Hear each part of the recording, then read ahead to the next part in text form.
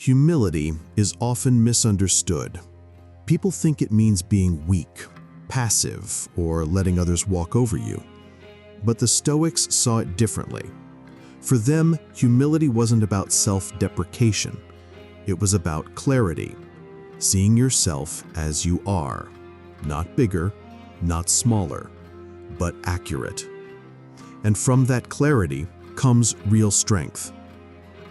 Today, let's explore why humility is one of the most powerful virtues you can practice, how it protects you from ego, and how to cultivate it in daily life.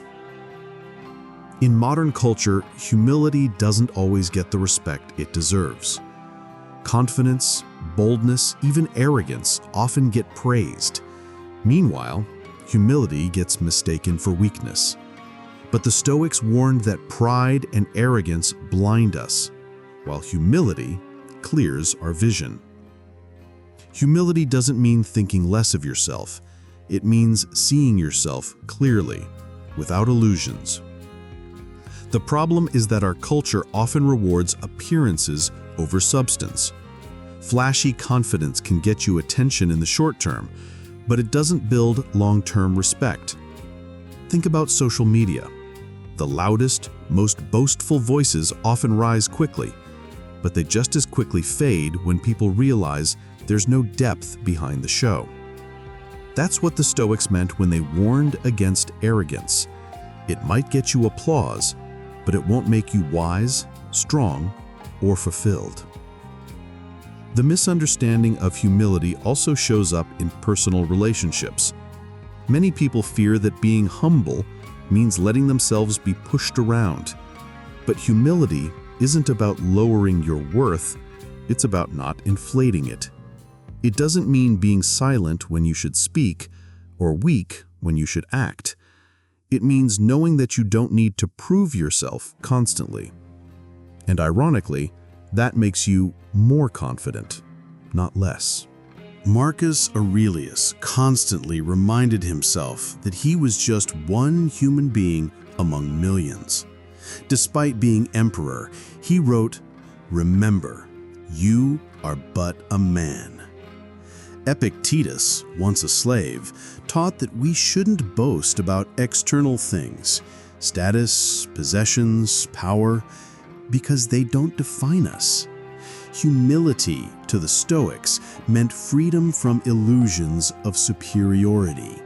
It kept them grounded, whether they had everything or nothing. Think about it. Arrogance makes you fragile. When you're full of pride, you can't handle criticism. You get defensive. You refuse to learn. But humility makes you flexible. You accept feedback, you keep learning, you adapt. That's real strength. Humility also protects you from being blinded by success.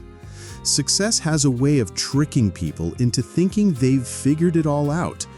But history is full of stories of people who rose quickly and then fell just as fast because their ego took control.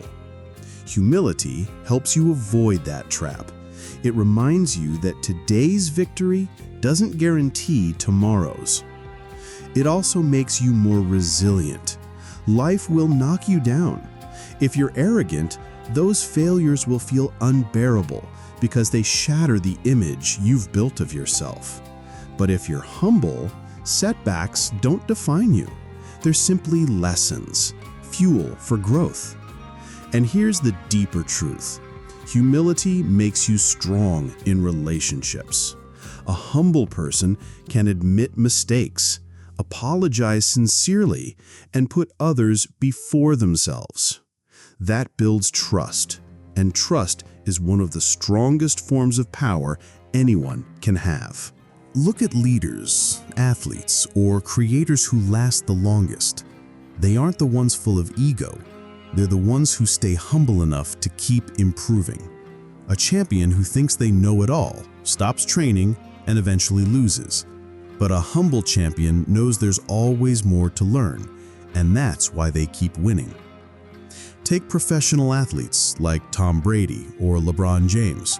Even after reaching legendary status, they kept studying, practicing, and listening to coaches. That's humility at work. It's the quiet admission that you're never finished, no matter how much you've achieved. Or look at great innovators like Steve Jobs after his early failures. He was fired from Apple, but instead of staying bitter, he learned from the experience, came back, and helped build one of the most successful companies in history. Without humility, without the ability to admit he was wrong and grow, his story would have ended differently. Even in everyday life, you see this. Think about a boss who takes all the credit versus one who shares recognition with the team. Who do people respect more? Who inspires more loyalty? It's always the humble leader, the one who doesn't make everything about themselves. Another example is in friendships. Imagine two friends having a disagreement. One refuses to admit they're wrong, digging in out of pride. The other takes a step back, admits fault, and apologizes. Which relationship lasts? The one rooted in humility, because it values connection over ego.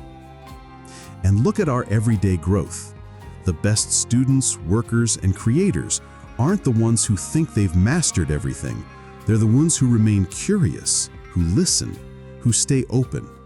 That mindset, fueled by humility, is what separates long-term growth from short-lived success. Here are some practical ways to cultivate humility. Remind yourself you don't know everything, and that's okay.